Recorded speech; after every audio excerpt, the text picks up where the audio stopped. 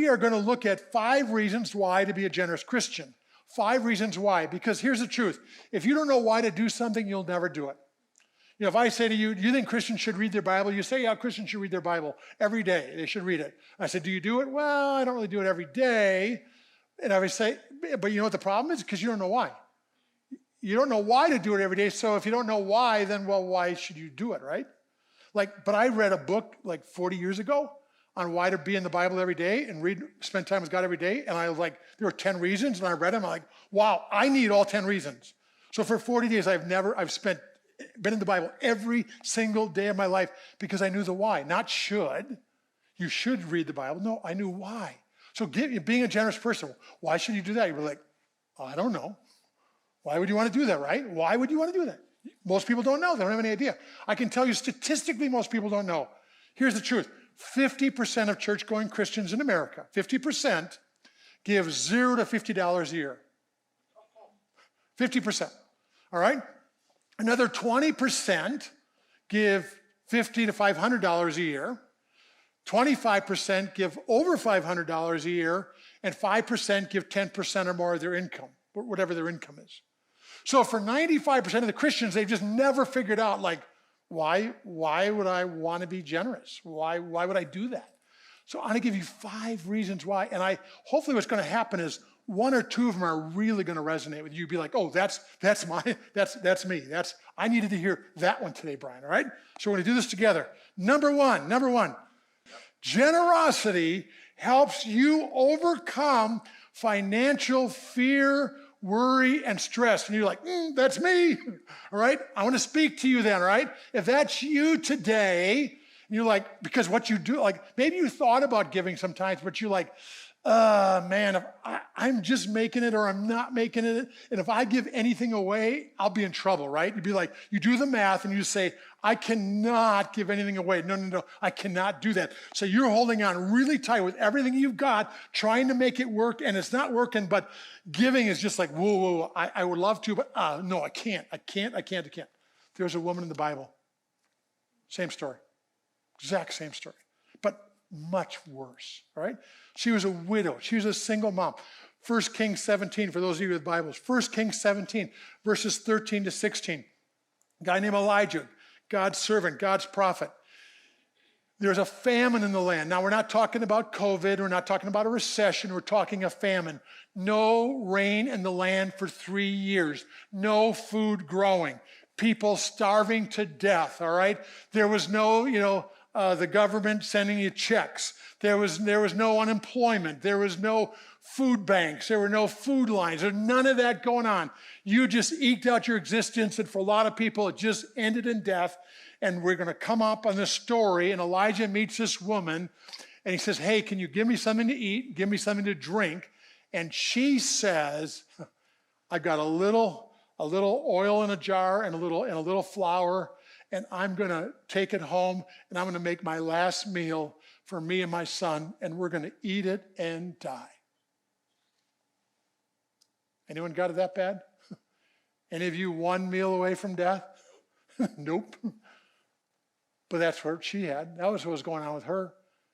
She'd done everything she could, trying to hold it together, and finally she's at the end of her rope. There's no, she hit rock bottom. Sometimes you got to hit rock bottom to find the rock. Jesus is the rock. And she hits this rock bottom place, and she said, I can't, how can I give to you? I don't even have enough for me and my son. We're going to eat it and die. And he says to her, don't be afraid. Don't be afraid. Maybe God sent me here in your life today to say, don't be afraid. You don't have any answers. You don't have any solution. Everything's broken financially. It's a mess. Don't be afraid. And in place of fear, you have to put faith in God. God is who? God is your provider. Elijah said to her, don't be afraid. Go home and do as you have said. But first make a small loaf of bread for me from what you have. Okay, what she had was not enough, right? You with me on that? She did not have enough to be sharing anything, right? Simple math. I can't give you something and then, no, simple math. From what you have, which isn't enough, first make something for me, for Elijah, then make something for yourself and your son. And then he talks about that God will move into the picture. God will stretch your resources. You'll be okay. And then it says this, She went away and did as Elijah had told her. So there was food every day, not just that day, every day for Elijah. She kept giving, and for the woman, and for her, not her son, and her family. So she was now feeding Elijah and herself and her son, and all the relatives showed up because she had food. God blessed that little bit that she had. Little is much if God is in it. And God blessed that little bit that she had, and it became enough for Elijah, the woman, her son, and her family. God moved into the picture. And you think, wow, Brian, cool story, but long time ago. Yeah, what about real life? Well, let me tell you about the story about Pat Kveton. Today on Facebook, I posted, I'm speaking in my church and asked people to pray for me, and I'm preaching on why be a generous Christian. And Pat Kveton quickly responded and said, Brian, I listened to you years ago, changed my life. Changed my life. Pat was a single mom. When I met her, she had just become a Christian. She had gotten a divorce. She had 3 children. And she got up one time in our church and told this story that she started coming to church. She accepted Christ. She heard me speak a few times on generosity. And she was like, wow, that's crazy, but I'm in so much trouble. And she said she made $25,000 a year as a daycare provider, taking care of kids in her home and her own kids. So that's what she made. She had $25,000 in unpaid bills, right? Do the math on that, right? You make 25 and you got 25,000 in bills that you can't pay, right? And so she said, and I began to hear about this idea of giving, and I decided that I needed all the help of God in my life. And I decided that whenever I got any money, the very first thing I would do is I would honor God, I would give to God, I would trust God with my family, with my future, with my finances. And she said, I began to give to God out of that little bit that I have. That was not enough. And then she told the story that over the next year and a half, God provided for her, and all of her bills got paid off. She began to make more money. She was able to take care of her children. And she said, I love giving. God gives to me, and I love sharing what he gives to me. It was a real life story. Another person in the Bible, Genesis 28:20. He was a college-age student, probably 18, 19 years old. His name was Jacob. He kind of had lied to his dad, got his brother mad at him. His brother said he was going to kill him. They had a lot of dysfunction in this family. Brother threatened to kill him. The mom said, you get out of town now. You escape in the middle of the night. You get out of here. You go to my brother's house, his uncle's, a long distance away. And so Jacob runs away from home. And that night he lays down on the ground. He's got a rock for a pillow. And he lays on the ground and he has a dream. And suddenly he sees that God is real. He sees God on a throne. He sees angels coming and going from the throne. And he wakes up from that dream and he's like, wow, I heard about God all my life, but now I know that God is real. The Quakers used to have a phrase, when did God become more than a word to you or more than a swear word to you? You see, that was a moment for Jacob that God was real. He really was real. Not just religious talk in the home. He knew that God is real. But think about his life. He was scared. He was running away from home. He had no job. He had an uncertain future. He didn't know if the wild animals were going to eat him along the way. It was a scary, scary time. But listen to what he says. He wakes up from this dream. Jacob made a vow saying, if God will be with me and watch over me on this journey I am taking and will give me food to eat and clothes to wear so that I return safely to my father's house someday, then the Lord will be my God. And of all that you give me, God, I will give you 1/10 of everything you put into my hands. You see, that wasn't a financial decision. That was a spiritual decision. That was an issue of the heart. Where was his confidence going to be? Was it going to be in himself, or was it going to be in the God of heaven who created him and made him? What about you? What about you? Have you had a Jacob moment? Have you made a decision? Said, God, whatever you give me, whatever you put in my hands, whether I have little or much, God, I promise from this day forward, whatever you give me, I will give to you at least 1/10, oh God, to thank you for your provisions. I know I made that decision. I was about 23 years old. I was at a time I'd finished college. I got my BA, my born-again degree. That's what I got in college, my BA, my born-again degree, UW-Madison. Came back home. I started a job. And at that time in my life, I was using credit cards to buy things I didn't need with money I didn't have to impress people I didn't like and people who didn't care about me, all right? So I was being really dumb with my money. But I soon had more month than I had money. I was living beyond my means. And one day I got my paycheck and I looked at it and it was a little tiny paycheck and I had a big pile of bills and I'm like, man, what am I going to do? What am I going to do? This isn't working. I can't live like this. This is just a mess. And I was sitting there and I always sent the Spirit of God saying to me, Brian, trust me. Trust you? What do you mean trust you? And I'm like, yeah, God, I'll trust you for heaven when I die, but I'm talking life now, God. I need help now. The Lord's like, trust me. And I'm like, well, how? Honor me. Well, how do I do that? Give to me. Give to you. Are you kidding me? Look at this. This is a mess. Little paycheck, big pile of bills, 2 weeks before my next paycheck. God, this is crazy. And as I prayed, I was like, I suddenly had a desire to give 1/10 of my income to God, just like Jacob. Just like Jacob, I'm like, my future's uncertain. I don't know what's going to happen with my life. But God, I want to do this. But I remember taking my hand and a pen in my hand and saying, okay, God, when I get income, the first thing I'm going to do is I'm going to write a check to your work. And I did that. My hand was shaking. I'm like, oh my goodness, this is crazy. And I was like, okay, I'm going to do it. God, help me figure out what bills to pay. Help me live for the next couple of weeks. And I began to do that. Paycheck after paycheck after paycheck. And my hand stopped shaking. I just saw that God helped me. I quit buying things I didn't need. You know, wouldn't do a lottery ticket. A lottery ticket is a tax on people that are bad at math. You know, I was quit being dumb with my money. I saw God stretch my resources and provide for me. He guided for me, helped me in my work. He helped me with my income. There's things that God did, and every time I would get a paycheck or some money or something, I was like, God, thank you. Thank you, thank you. This is my way of thanking you. I always say, you know, give for the best that the rest might be blessed. What would you rather have in life, 100% without the blessing of God and help of God, or 90% with the blessing and help of God? Amen. Which would you rather have, right? So I need God's help. You need God's help. And so for me, that was just a decision I made, and I just began to do that, began to honor God.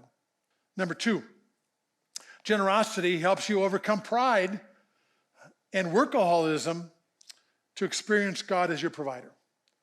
Generosity helps you overcome your pride and workaholism and helps you experience God as your provider. You see, there's some people here, you're like, I'm not worried about money. I got plenty of money. I got what I want. I got nice stuff. I got, I'm okay.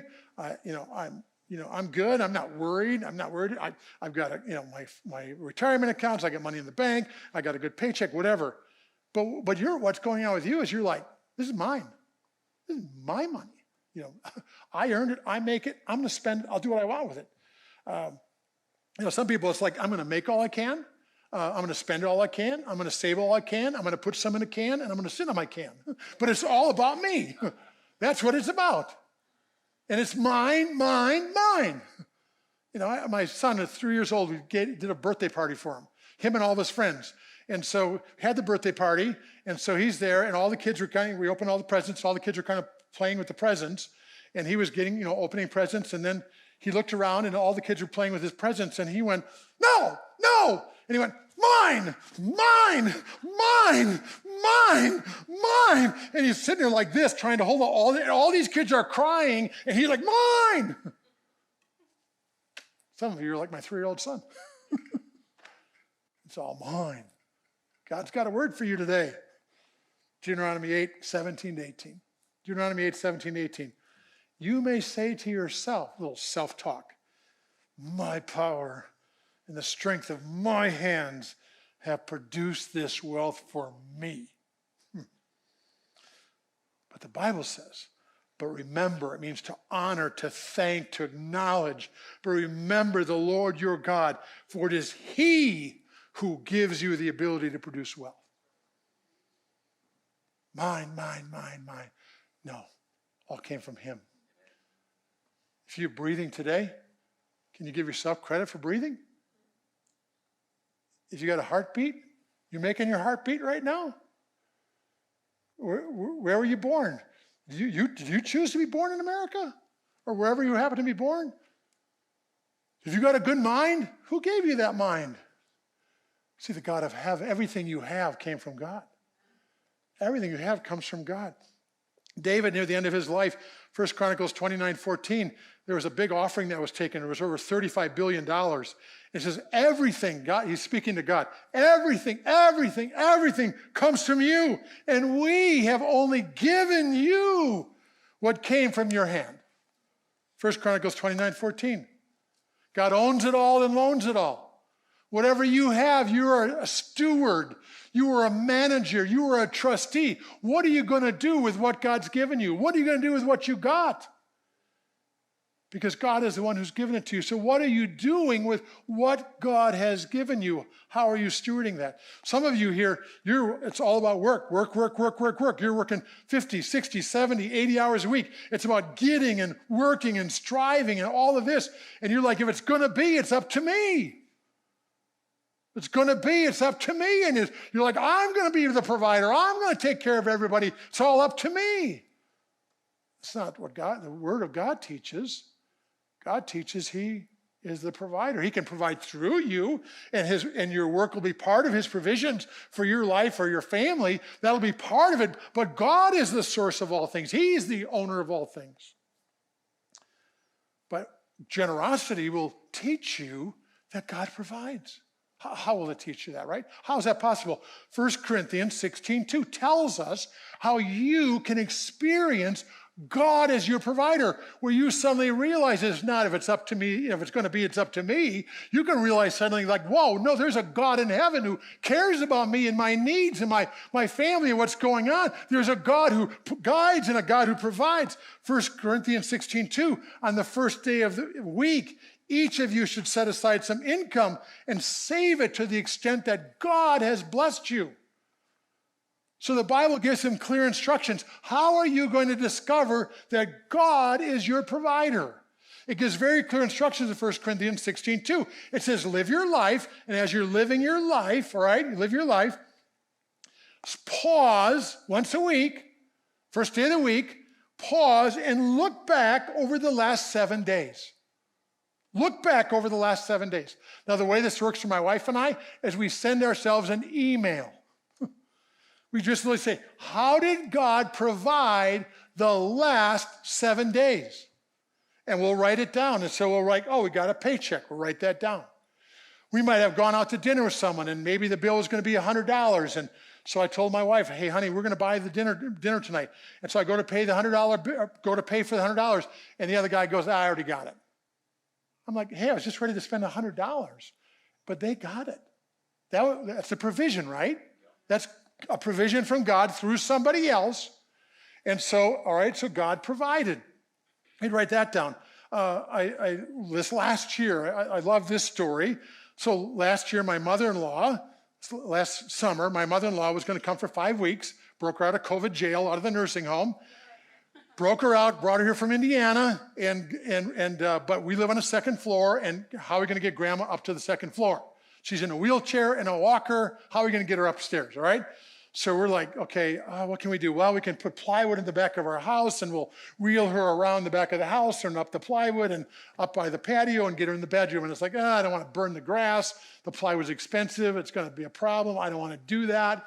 So we're praying about it. Well, can we let grandma sleep in the garage? No, that's a bad idea. Grandma cannot sleep in the garage. Okay, but how are we going to get her up, right? How are we going to get her upstairs? So I'm looking around searching. Well, you know what? There's these little chairs. They get attached like onto the railings, and there's a little chair, and you put grandma on the little chair, and you hit the button, and it goes, and drops her off at the top stair. That's the solution, right? Okay, we're going to get grandma up the stairs for 5 weeks. So we're going to do that. So I call around a bunch of companies, it's $5,000. I'm like, can I drive it around town for $5,000? Just to go up the stairs, $5,000 to go up the stairs? Yep, $5,000. Wow. Well, what are we going to do? What are we going to do? How are we going to get grandma? It's the only way we're going to get grandma upstairs. Yeah, the money's going out of my wallet. And one guy says, hey, the company said, maybe you can get a used one. I said, well, what do you mean a used one? He goes, well, count your stairs. Okay, there's 14. Check, measure what the riser is. Well, they're 8 inches. Measure how long your stair thing is, 158 inches. He goes, now try, that's what you need. Try to go find one. And so I'm like, okay. So I'm like, okay, pray and go to Craigslist. Pray and go to Facebook Marketplace. So I go to Facebook Marketplace. I find one in Highlands Ranch. And I go, and the people had it. It was 3 months old. They got it for the brother. The brother died. They wanted it out of their house. So I unscrewed it from their stairs. I bring it to my house. I lay it down. I screw it in. I plug it in. Grandma's got a ride. Grandma's got a ride. $5,000. They sold it to for $700. Yeah, they sold it to me for $700. Glad to have it out of their house. All right?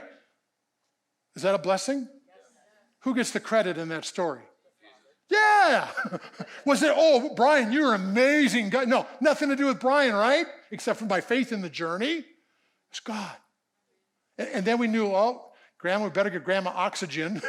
Don't want her dying in the bed. So we got her an oxygen machine. That's $1,000. Found that on Craigslist for $200. Okay, so back to the story, right? So we're doing our email thing. How did God provide the last 7 days? And, okay, how much were we going to spend on the lift? How much? $5,000, right? How much did we spend? $4,300 blessing. So, and then the oxygen tank, $1,000, we spent $200. $800 blessing, right? So together you add that up, $5,100 of blessings from the God in heaven who knows our needs and knows Grandma's needs and gets all the credit. How do you thank God when he does something? Whether it's a meal or whether you went to Kohl's and you got $400 of stuff, and between Kohl's cash and discount, you spent $20. You know, how do you thank him? You thank him by honoring him financially. And so what we do is we have a giving account. You know, we have checking account, savings account, we have a giving account. And we'll add up the blessings. And sometimes they might be $20. You know, I mean, maybe we'll put $20. We take a tenth. So that week, let's say it was over $5,000 of blessings. So we took over $500 and put it into the giving account. And we just stick it there. And then we say, God, you show us who and when and where to share it. You did it. You blessed us, and we have money in the giving account. Some weeks we only put in $20 or $30 or $40. But I've been doing this for over 40 years, and there's been thousands and thousands of things we wrote down, week by week by week by week by week. God provided and provided and provided and provided. And out of thanksgiving, we took a portion of the blessing, put it into a giving account, and so we've never run out of, we always can give, right? There's always stuff in there because God is always providing week by week. It's a game changer. It is a game changer. Number 3, generosity helps you bring God's peace and order to your finances. Generosity helps you bring God's peace and order to your finances. Matthew 6:33, seek first his kingdom and his righteousness, and all these things will be added to you, will be given to you as well. If you put God first in your life, you live your life all out for God. God, I want to do your will in my life, in this world. God, I want to live for you in all that I do, wherever I go, whoever I'm with. God, I want to live for you. When you live all out for God, God says he will add to you what's needed for life. Food, clothing, shelter. God will add that to you as you live for him. I like to say if it's God's will, it's God's bill. If it's God's will, if you're doing God's will in life, it's God's bill to bring whatever is necessary into the picture for you to serve him, God's will, God's bill. Same idea, let's say you worked for me. If I own a company, you work for me, and I said, hey, I want you to go to a conference in California in 2 months. You know, it's in San Francisco, and there's airplane tickets, and there's hotel, and there's meals. And I would say, you know, do you have 4 days? Can you do that? And you say, yeah, I can do that. You would not go home to your spouse if you're married and say, oh, I got to go to this conference. How are we going to pay for it? We got to come up with the airplane ticket and the hotel money and the food money. You would not fret. You would not worry. You would not do that at all. Why? Because you would say, if it's Brian's will, it's Brian's bill, right? That's just how it would work. You would be totally at peace with going to the conference, not worrying about finances, because you're doing the will of your employer. But the same is true with God. As we live for him and serve him, he guides us and provides for us. His will, his bill. Deuteronomy 14:22, be sure to set aside 1/10 of all that your fields produce each year. In other words, your income. In other words, have a plan in place to systematically and intentionally, yes, I receive financial income and blessings, and I have a plan to set aside resources to give to God, all right?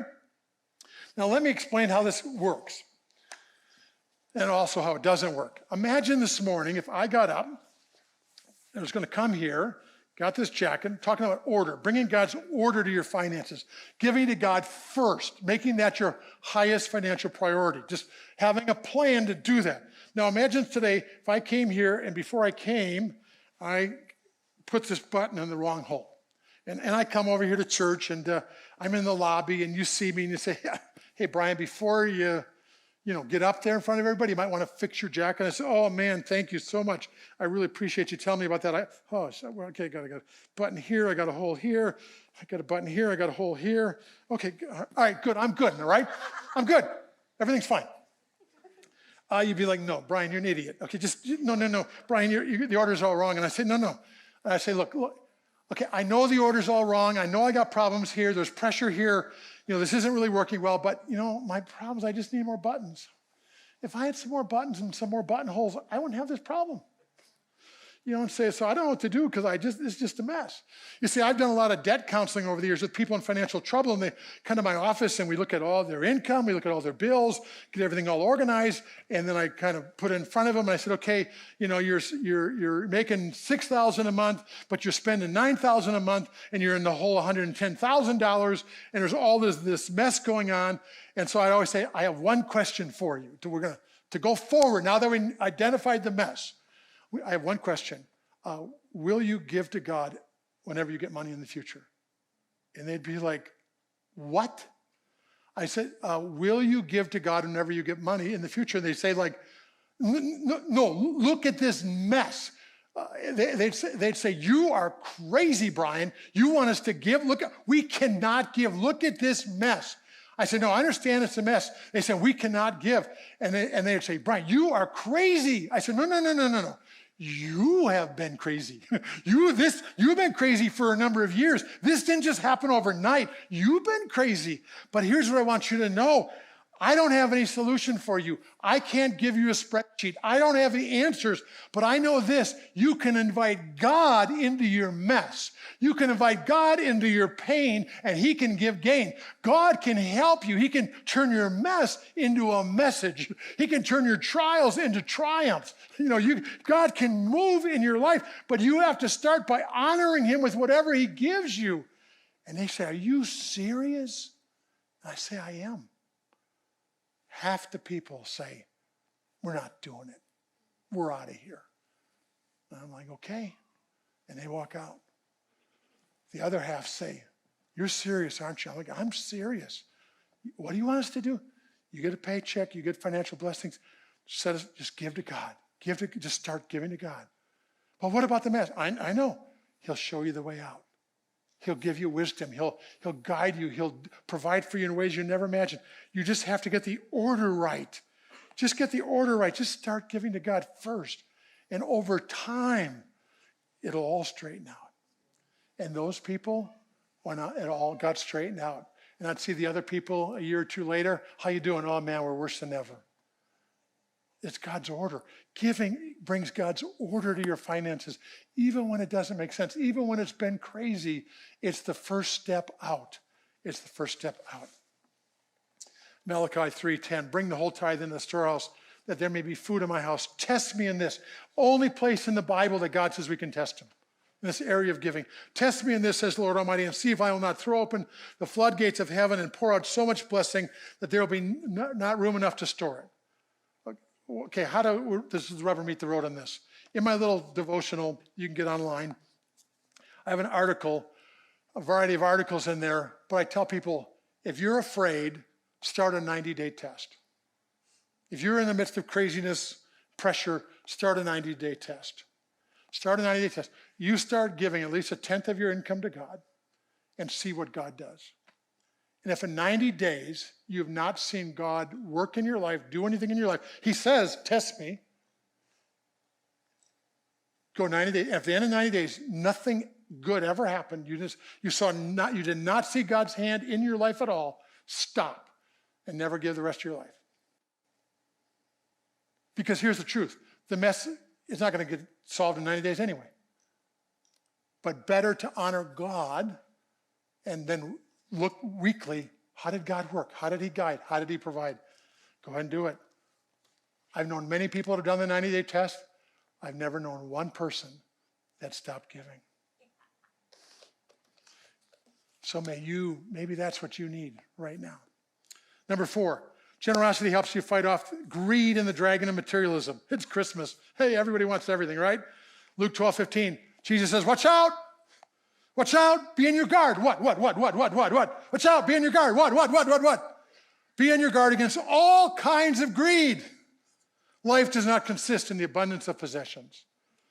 All the advertising in the world is trying to convince you right now that you and your family needs the brighter thing, the shiner thing, the bigger thing, the faster thing, the newer thing, the whatever thing, and thinking that's life.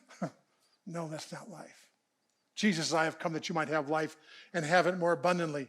1 Timothy 6:10 says, godliness with contentment is great gain. Godliness with contentment is great gain. You can have that. Everyone in this room, regardless of your age or income, you can have godliness with contentment and you can have great gain. Great gain does not come from getting everything you want. Contentment doesn't come from getting everything you want. It comes from being thankful for what you already have and sharing it. You know, a friend of mine years ago, I was talking to him and I said, why are you a generous person? He said, Brian, it's how I fight the dragon. I said, what dragon? He said, the dragon of materialism. He said, it stalks me every day of my life. It tells me I can't be happy, I can't be satisfied unless I get this or that or the other thing. And he said, every time I give, it's like taking out a sword and telling the dragon, back off. God is my provider. I'm content in God. God cares for me. God loves me. God is for me. You, dragon, back off. Wow. Back off, dragon. Generosity will help you fight that dragon. And number 5, generosity helps you bless others and experience real joy. Generosity helps you bless others and experience real joy. You, my friend, can become Jesus with skin on in someone's life. You see, as you live your life and as God provides for you, and as you learn to look back and say, God, thank you for what you did, and as you learn to set aside resources to give, there will always be something there because God will always be providing. And so you'll have that and you'll be stirred. God will stir your heart to help that person or to help that ministry or to help that missionary or to help that project or to help that program and to help your church. And you'll just be giving and you'll do it with joy and you'll be excited about it. And God will use you in different ways. And it'll just be a thrill for you to just be a blessing to someone, to know that you came and helped them at an important time. Listen to this verse, Luke 16:9. I tell you, use worldly wealth to gain friends for yourself. Let me read that again, because some of you didn't even know this is in the Bible. I tell you, use worldly wealth to gain friends for yourself. You're like, is that telling me to buy my friends? Well, kind of. For eternity, yes. I tell you, use worldly wealth, that stuff you laid aside and then had it to give with, to gain friends for yourself so that when it is gone, you will be welcomed into eternal dwellings. How is that possible? How can you take a $10 or $20 bill or $50 bill or $100? How could that be used in this world and change a life, and somehow heaven is different? Your relationships are different because you did something with money? Let me show you. Let me have you use your imagination how this could possibly be. My wife and I go to Africa. We go to Africa every year. going for 10 years now, and we're involved in child sponsorships and some charity projects. We're doing a variety of things. But I want you to imagine for a moment that you weren't born in America. You happen to be born in Uganda. That's where we go. You were raised in Southwest Uganda, and you went to school, and you graduated, and then you got a job, and you got married, and you have 3, 4 kids, and you're living your life. And you make $2 to $3 a day. That's the average income. In the morning, you wake up, and you're thirsty, and the kids are thirsty, and your wife's thirsty, and so you say, hey, wife, kids, you need to go get some water. And so they go, okay, and because they know the drill. So the water's 30 minutes away. So they walk 30 minutes. The kids got their buckets. The wife's got a much bigger bucket. And they go and they walk for 30 minutes. And they get to a little place, and there's this little black, green, nasty water bubbling up out of the ground. And they put in their buckets, and they put in their jugs, and they pull it up. The wife puts it on her head. It's 40 pounds, the big one. And then the kids, carrying their stuff, and they're carrying it back the 30 minutes. So, you're at home, and they come back, and here's what they brought you.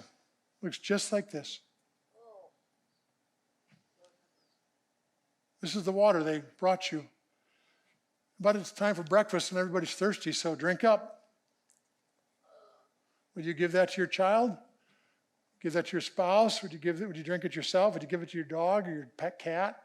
Cat, maybe. No, you wouldn't. No, you wouldn't. You wouldn't do that, but guess what? It's the only choice you have.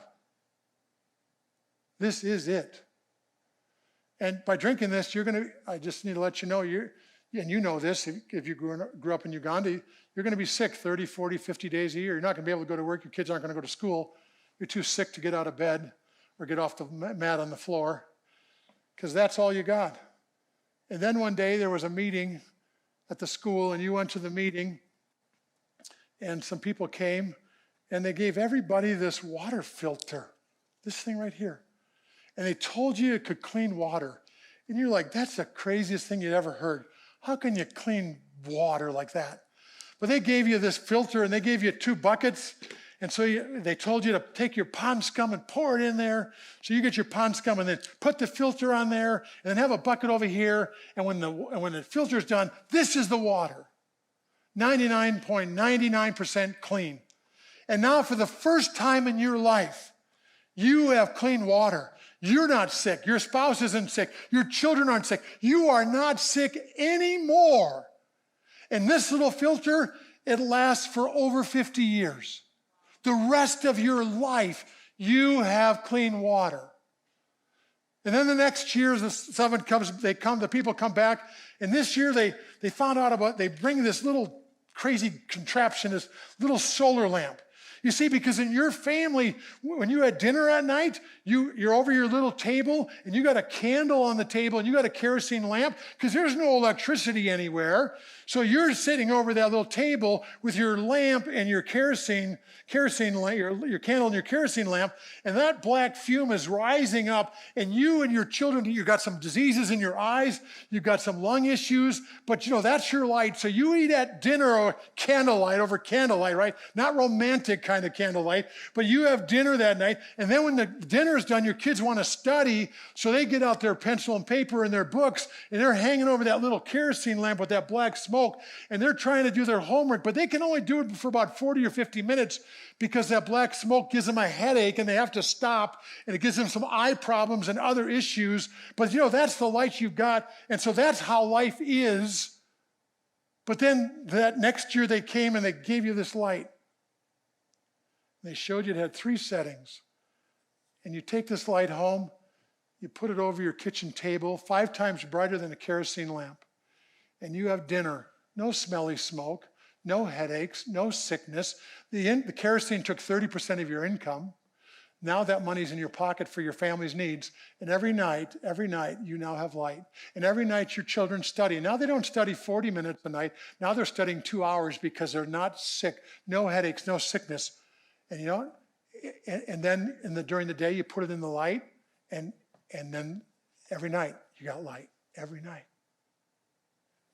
And then one year, COVID struck, and your kids couldn't go to school for 2 years. And then school started up again, but no matter how hard you tried, you didn't have the money for the school clothing. You didn't have the money for the supplies, but somebody gave some money and they said, we want to help your kid get back to school this year. So that happened. But you don't know who this is, right? You're just an African. You're just living your life, but God, the God of heaven, somehow provided this for your family. And then you die someday. And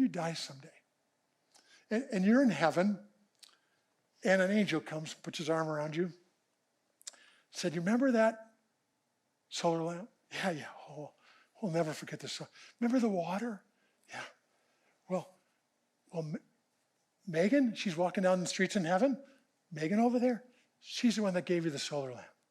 Really? Yeah. And Brianne, they gave some money to get you that water filter. You'd go up to them and say, hey, ladies, we've never met, but can you come to my house? I want to tell you what this meant, what you did for us. It changed our lives. We weren't sick anymore. Our kids could study. Our life was better. There's so many things that happened. And they'd be like, well, that's cool. That's good. That's awesome. That's great. But he'd say, no, you have no idea what you did. I just want to tell you what you did and the difference you made in our family. The Bible says we can use our worldly wealth to gain friends for ourselves, that someday we can see them in heaven and they can say, let me tell you what God did with your gift for me or for us. Last scripture, last story, Matthew 25, 37 to 40. Then the righteous will answer him, Lord, when do we see you hungry and feed you, or thirsty and give you something to drink? When do we see you a stranger and invite you in, or needing clothes and clothe you? When do we see you sick in prison and go visit you? The king will reply, truly, I tell you, whatever you did for one of the least of these brothers and sisters of mine, you did for me. You did for me. My kids, a number of years ago, they were like 9, 11, and 13, and it was December, and it seemed like each day they were giving me more and more presents. They wanted, Dad, we want this, and Dad, we want that. And the list kept growing and growing and growing over Christmas. If you've had kids, you understand that. Or maybe you did that growing up, right? More for me. And I finally said to the kids one day, I said, hey, okay, we're not getting you all these things that you're wanting. And I said, and whose birthday is it? And they said, Jesus. Jesus' birthday. The reason for the season, the Christ and Christmas. He's the reason, right? Well, how do you honor him? How do you do that? And anyway, I said, whose birthday? And they said, Jesus. And I said, well, who should get the biggest birthday presents at Christmas? And they said, Jesus. But he's not here. And I began to ponder that in the weeks leading up to Christmas. Whose birthday is it? Who should get the biggest presents? And as I approached that Christmas, we opened up all of our gifts, read the Christmas story, opened up all of our gifts. We got all done opening our gifts, and I said to the kids, I said, hey, got one more thing to do. They said, what's that? And I gave them all envelopes. My kids all got envelopes. I got an envelope. My wife got an envelope. And I said, open the envelope. And they opened it up, and their eyes got big. They're like, oh, money. A lot of money. All the envelopes were filled with cash. So is this for us? I said, no. Who's it for? Jesus. Jesus? He's not here, Dad. No. But we can give gifts. We can give birthday presents to Jesus. How? Well, in the envelope, there's a verse, Matthew 25:40. Whenever you've done it to the least of these, you've done it unto me. When you help the needy, when you help the least, when you help the lonely, when you help the lost, when you help God's leaders, when you do that, you're doing it unto Jesus. So I said, so in this envelope, there's all this money, and there's the verse, and there's a card with people we know, single moms, and their children, and widows, and the youth pastor, and the church pastor, and some missionaries that you know. And kids, what we're going to do is each of you look over your list and how much money do you want to give to these people? So we all did that together, And then we had to share with the family, who do we want the money to go to and why? And we said, because in the Kluth family, Jesus is going to get the biggest birthday present, the biggest Christmas present. You know what? That's never stopped. 15 years later, we do that. And it somehow puts Christmas in perspective. And my kids have joy in giving. We give away far more than they got, but they know that Jesus is the reason for the season. Wouldn't that be cool if some of you did that? The church I used to be part of, we used to hand out envelopes every Christmas. Whose birthday is it anyway? Whose birthday is it anyway? And we challenge people, find a needy person in your across the street or down the street or in your city or on the other side of the world and help someone this Christmas. Be Jesus with skin on. Give Jesus a birthday present. Honor him above all else. My friends, the greatest life to live is a life of open-handed living. With God as your provider, guiding you, providing for you, helping you, you learning to see what he's done, you learning to set aside resources to give, and then giving them with joy and expectation that God's going to take what you gave, whether it's little or much, but he's going to take it and he's going to use it to bless somebody, and their life's going to be better. Some people will be in heaven because of your giving. Some people will see you in heaven and say, I need to talk to you, what you did. You have no idea what it did for me, for my family. You have no idea, but thank you for giving to the Lord. The greatest life you can live is a generous life, and it's not about how much money you make in this world. Faithful in little, faithful in much, unfaithful in little, unfaithful in much. But learning to be open-handed, looking to God, letting him guide, provide, and then sharing what he's given. It's the most awesome Christian life to live that way.